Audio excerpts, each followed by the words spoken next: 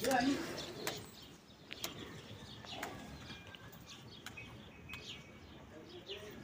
वजन किवें हुंदा जी?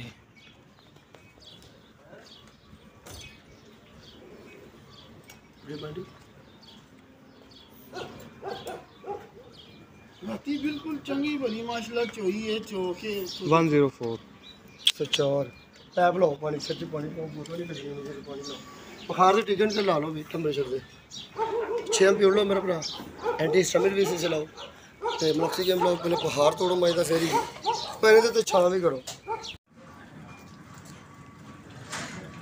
ये वही भैंस है जो कल गिरी हुई थी, तकरीबन 5 घंटे के बाद अल्लाह खैर की खड़ी होगी।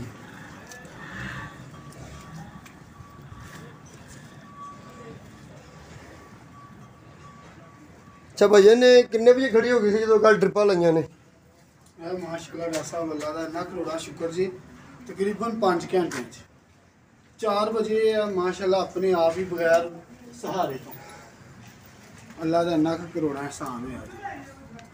सही सही मैं कपड़े भी नहीं पाए यार बगैर कपड़े। अच्छा मेरे वास्ते क्यों कमी है?